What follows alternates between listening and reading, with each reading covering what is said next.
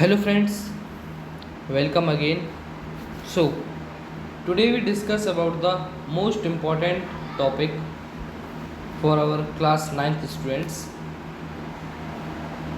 This topic as well as chapter is very important for school examinations. So, we have to focus this chapter very seriously.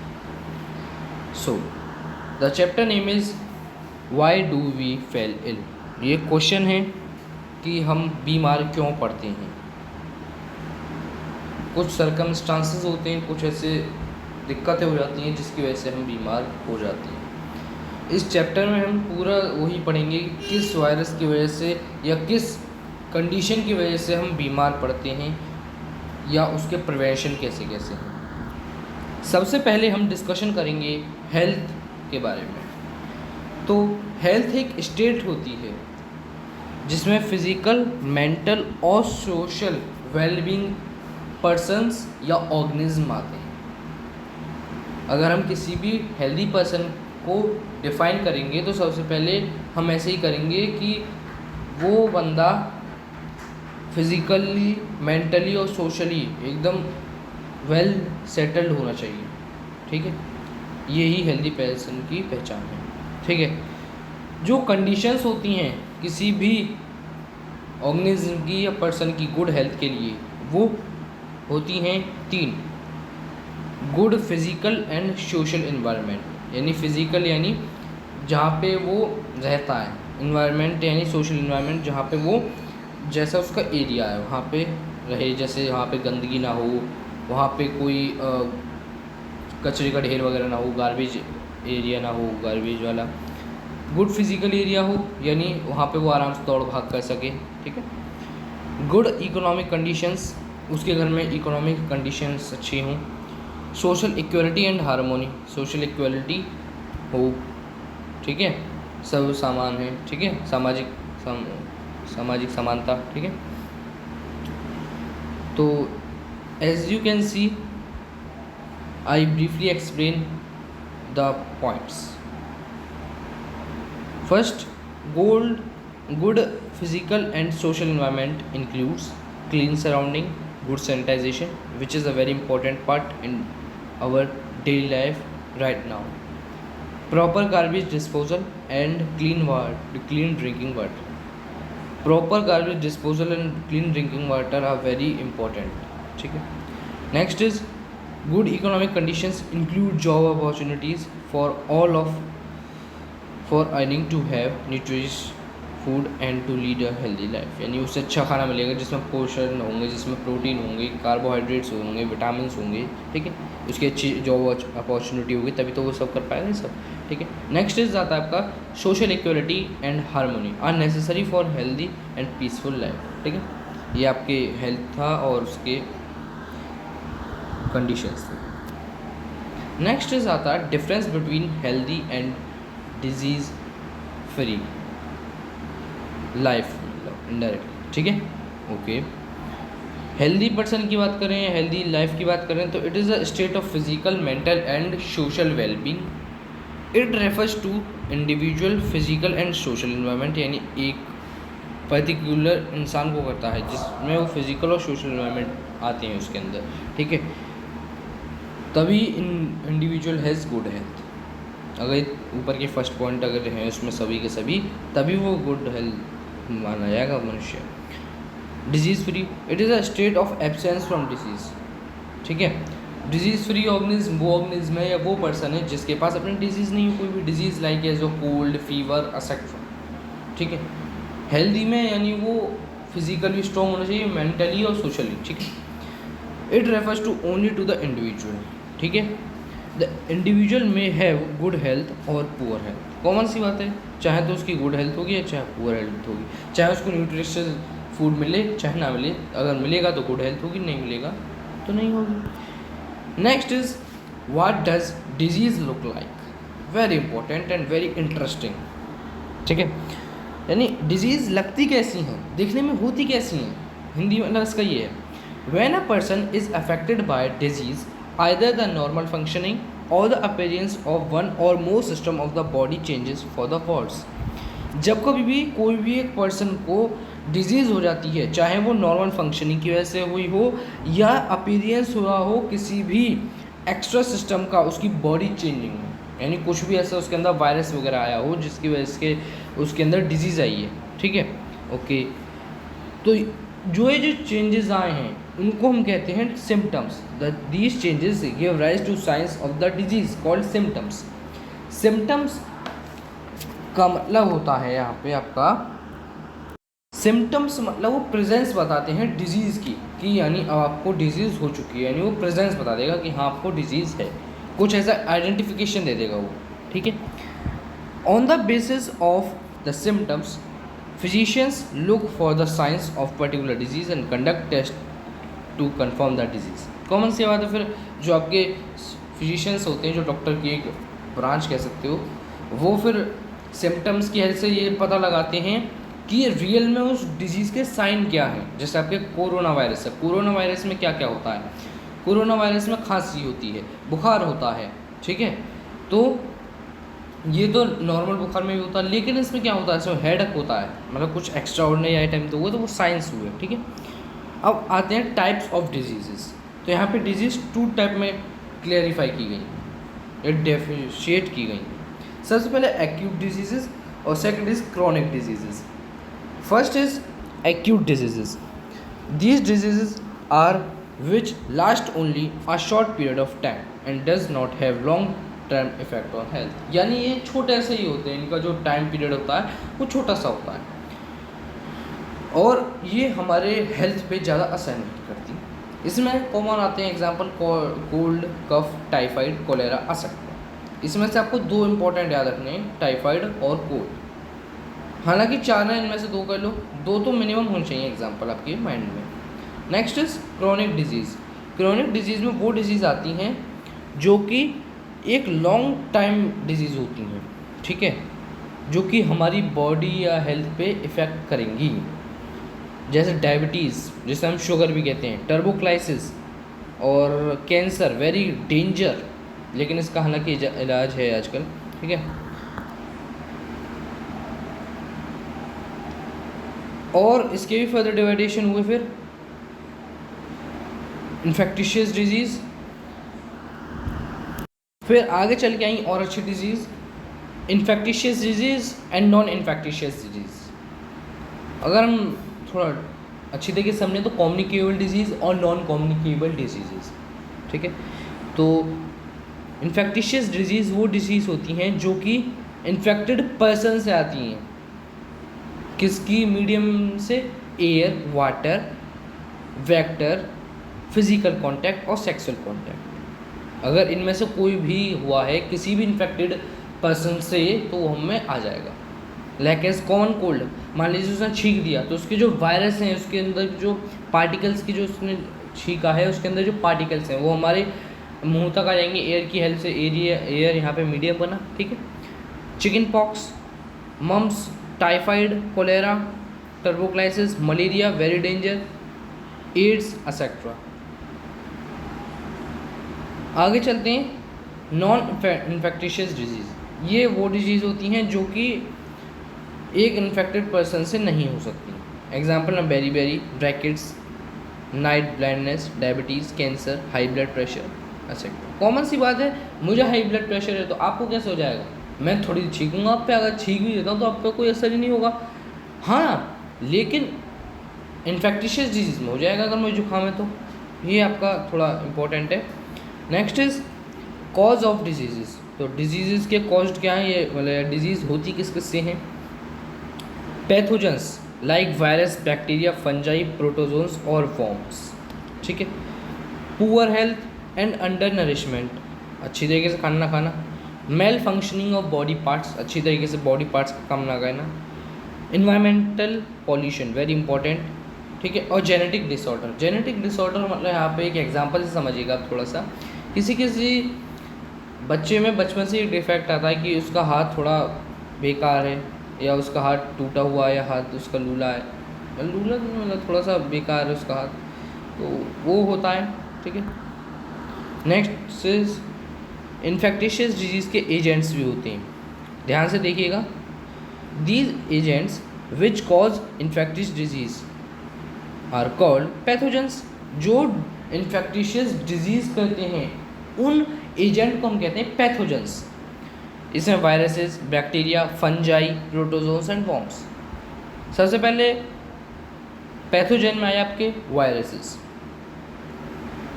Viruses कैसे कैसे कहते हैं? Influenza, mumps, AIDS, hepatitis B, etcetera. फिर आए आपके bacteria, cholera, typhoid, tuberculosis, tetanus. Tetanus आपने सुना भी होगा वर्ड।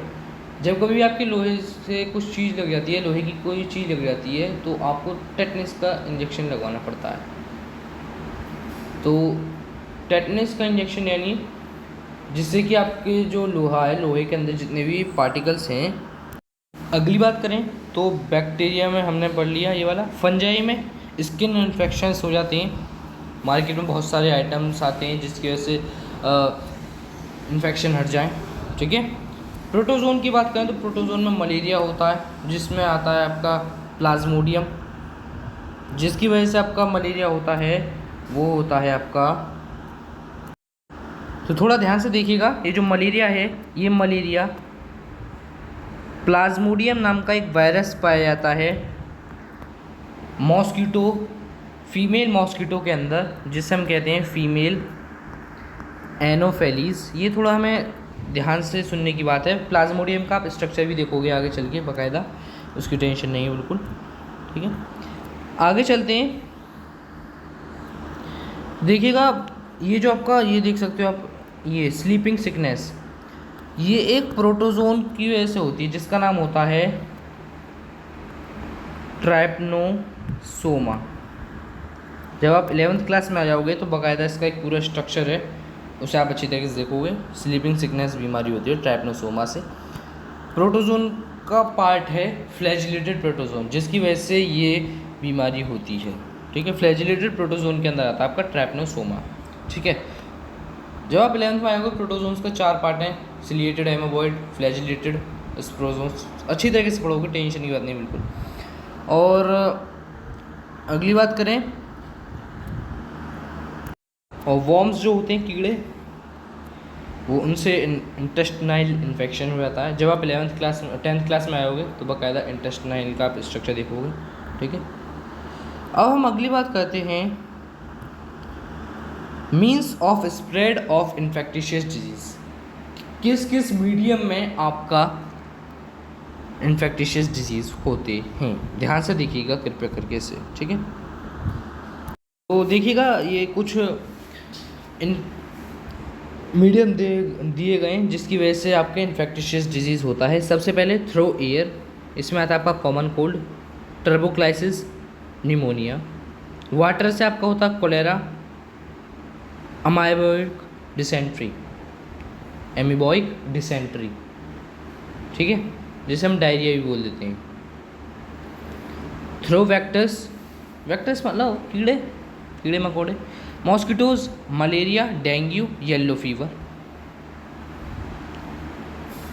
और फाइल्स, मक्खियाँ, टाइफाइड, टर्बोक्लाइसिस, डायरिया, डिसेंट्री, एसेट्रा। मैंने बता दिया आपको मलेरिया किससे होता है, फीमेल एनोफेलिस से होता है, जो कि मॉस्किटो का एक पार्ट है। थ्रो सेक्सुअल कॉन्टैक्ट, सेफाइल्स, एड्स और गोनेरिया, ठीक है। एड्स की जो फुल फॉर्म होती है, एड्स की फुल फॉर्म होती है आपकी, एक सेकेंड,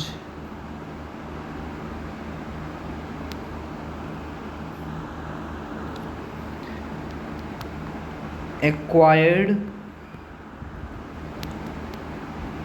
इम्यूनो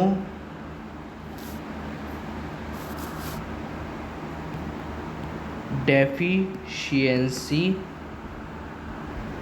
सिंड्रोम,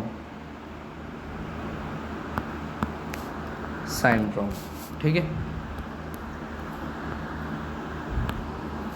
ये फुल फॉर्म होती है एक्वायर्ड इम्यूनो डेफिशिएंसी सिंड्रोम। अब सिंड्रोम मैंने एक वर्ड बोला, वो क्या है?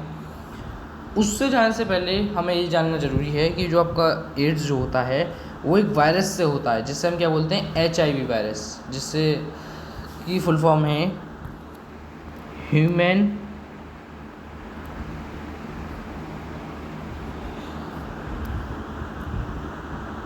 उसकी फुल फॉर्म है ह्यूमन इम्यूनो डेफिशिएंसी वायरस। ठीक है, इसकी वजह से होता है।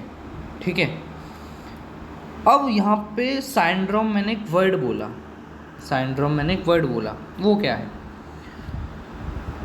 तो साइंड्रोम का मतलब होता है, साइंड्रोम एक टाइप का ग्रुप होता है जिसमें आपके सिम्टम्स होते हैं, साइंस होते हैं, फिजिकल और साइकोलॉजिकल डिस्टर्बेंस होता है माइंड के अंदर कुछ कॉज की वजह से। ठीक है, तो हम आगे जाके समझेंगे अच्छी तरीके से इस एड्स वाले टॉपिक को, उसकी टेंशन नहीं है। थोड़ा सा हम यहाँ पे समझा देते हैं आपको, थोड़ा सा मैंने बता दिया है यहाँ पे आपको। AIDS virus can also spread through blood transfusion from the mother to her child during pregnancy through breast feeding. वो हम आगे जाके समझेंगे कैसे, कि मतलब ये ब्लड ट्रांसफ्यूजन कैसे होता है और सेक्सुअल रिप्रोडक्शन में पढ़ेंगे अच्छी तरीके से। अगला है आपका organ specific and tissue specific manifestation. हम अच्छी तरीके से इसे डीपली समझना है हमें। देखिएगा, disease causing microbes enter the body by different means and goes to different organ and tissues. देखिएगा, जो माइक्रोब्स हैं, माइक्रोब्स यहाँ पे आपका मतलब है जो एक टाइप के माइक्रोब्स, यानी यहाँ पे आप कह सकते हो वायरसेस कह सकते हो आप इनडायरेक्टली। ठीक है, तो इनडायरेक्टली आप वायरसेस कह सकते हो। ओके, और अगली बात करें हम थोड़ा सा, देखिएगा इसमें आपका आता है सबसे पहले microbes which enter through the nose are likely to go the lungs. जो माइक्रोब्स या जो माइक्रो ऑर्गेनिज्म कह सकते हो यहाँ पे आप अच्छी तरीके से, माइक्रोब्स यानी यहाँ पे माइक्रो ऑर्गेनिज्म समझो।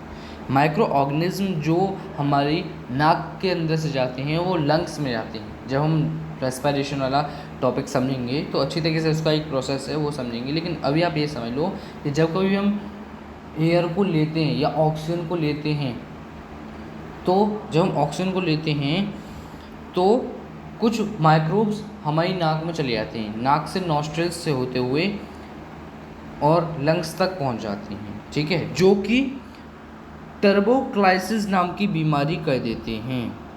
ठीक है, ओके, और एक्सट्रैक्टली में टर्बोक्लाइसिस करता कौन है? रियली में जो आपका टर्बोक्लाइसिस करता है वो होता है आपका एक उस बैक्टीरिया का नाम है माइकोबैक्टीरियम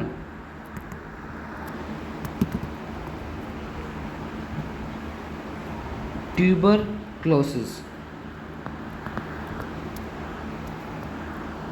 ठीक है, और एक्सट्रैक्टली में ये जो एक बैक्टीरिया है ये रिलीज़ करता है एक बैक्टीरियम यानी इसका भी सब पार्ट, जिससे हम क्या बोलते हैं, ट्यूबरक्यूलिन या स्यूलिन, ट्यूबरस्यूलिन। ठीक है, जो कि एक डीपली क्वेश्चन आ सकता है आपका। ठीक है, अगली बात करते हैं microbes which enter through the mouth are likely to stay in the gut bacteria which cause typhoid. Gut यानी एक टाइप का बॉडी का अंदर का हिस्सा होता है। ठीक है, और liver which cause jaundice. Bacteria जो आपके गट में अटक जाते हैं वो तो कहते हैं आपके टाइफाइड, और जो अटक जाते हैं आपके लीवर में वो कहते हैं जॉन्डिस। हेपेटाइटिस भी बोल सकते हो आप इसे। ठीक है, आगे viruses which cause AIDS enter the body through sexual contact a sexual organ spread through lymph to all part of the body and damage the immune system। lymph यानी एक ब्लड का indirectly पार्ट ही है। ठीक है, viruses which cause Japanese encephalitis, brain fever enter the body through mosquito bite and goes and infect the brain. जो कहते हैं ना कि माइंड पे असर चढ़ गया, तो वो इसी की वजह से होता है। आगे आया हमारा प्रिंसिपल ऑफ ट्रीटमेंट, इसके कुछ। The treatment of infectious disease consist of 2 steps. They are reduce the effects of the disease symptoms and kill the microbes which cause the disease. Microbes को किल करना चाहिए, कोशिश हमें ये करनी चाहिए। सबसे पहले आते हैं हम to reduce the effect of disease. This can be done by taking medicines to bring down the effect of the disease like fever, pain और loose motions etcetera and by taking bed rest to conserve our energy. Common सी बात है। देखिएगा, कुछ market में ऐसे medicines आती हैं जिसकी वजह से हम रिलीफ कर सकते हैं अपने किसी भी डिजीज़ से। लाइक एज आपका फ़ीवर है, फ़ीवर में आपका पैरासीटामोल नाम की टैबलेट आती है। लूज़ मोशंस में बहुत सारी टैबलेट आती हैं। ORS आता है, ओरल रिहाइड्रेशन सॉल्ट, ठीक है, जो कि लूज़ मोशन में माना जाता है कि पानी का कमी हो जाती है बॉडी में, जिससे हम डिहाइड्रेशन कहते हैं। तो रिहाइड्रेशन करने के लिए DA नहीं, रिहाइड्रेशन। अब D तो हो गया यहाँ पे लूज ऑफ वाटर। अब रिहाइड्रेशन करने के लिए, दोबारा पानी लाने के लिए ORS नाम के सॉल्ट्स आते हैं मार्केट में, जो कि बहुत पॉपुलर हैं। ORS ओरल रिहाइड्रेशन सॉल्ट्स, ठीक है। अब अगली बात करते हैं to kill the microbes. This can be done by taking suitable antibiotic. Antibiotic एक और मेडिकल टर्म है। एंटीबायोटिक का मतलब होता है कोई भी माइक्रो ऑर्गेनिज्म अगर आपकी बॉडी में है तो उससे जो लड़ने का जो काम करते हैं वो आपका एंटीबायोटिक कहते हैं, ठीक है। Okay, and drugs which kill the microbes and disease is cured, भाग जाती है डिजीज़, ठीक है। और आगे अच्छी तरीके से देखते हैं। सबसे पहले general ways of prevention. Public hygiene is most important for prevention of infectious disease. हमें अच्छी तरीके से हाइजीनिक रहना चाहिए, साफ़ सुथरे कपड़े पहनने चाहिए, हाथ धोने चाहिए खाने से पहले, खाने के बाद भी हाथ धोने चाहिए, और मतलब अच्छी तरीके से हाइजीनिक रहना चाहिए, ठीक है। Proper and sufficient food for everyone will make people healthy to resist infection. आराम से इन्फेक्शन हम पे अटैक नहीं करेगा। Airborne disease can be prevented by living in conditions that are not crowded. उस जगह पे रहना चाहिए जहाँ पे एरिया क्राउडेड ना हो, भीड़ भड़क्का ना हो, क्योंकि वहाँ पे लोग खांसेंगे तो सब में फैलेगा। लेकिन अब हम वहाँ पे रहेंगे ही नहीं तो हम पे फैलेगा ही नहीं। Waterborne disease can be prevented by providing safe drinking water. अगर हमें अच्छा पानी मिलेगा तो ये वाटरबोर्न डिजीज़ भी हट जाएंगी। ध्यान सुनिएगा, इसलिए घर में एक्वागार्ड लगवाना चाहिए जो कि प्योरिफिकेशन का काम करता है, ठीक है। जो वेक्टर बॉर्न डिजीज़ हैं वो प्रिवेंट होती हैं प्रोवाइडिंग क्लीन इन्वायरमेंट। अगर हम साफ़ सुथरे एरिया में रहेंगे तो वेक्टर्स उगेंगे ही नहीं, हमें काटेंगे। Specific ways for prevention to prevent infectious disease is immunization by taking vaccines. Immunization यानी एक टाइप का इंजेक्शन को लगवाना, इम्यून करना है, अपनी इम्यूनिटी को बढ़ाना। इम्यूनाइजेशन यानी इम्यूनिटी को बढ़ाना और वैक्सीन की हेल्प से, जैसे आजकल कोरोना के लिए हो रहा है। Vaccine provide immunity from infectious polio, infectious disease like tetanus, whooping cough, measles, polio, as well as इसके आगे लगा दो corona.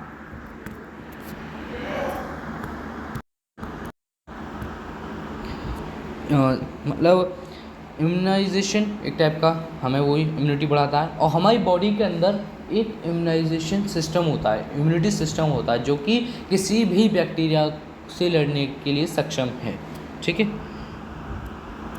So friend, by this we have completed the first part of the chapter.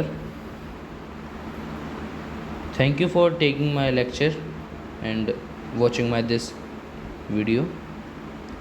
Guys, please share this video to your friends, as well as like and subscribe also, and also remember for comment.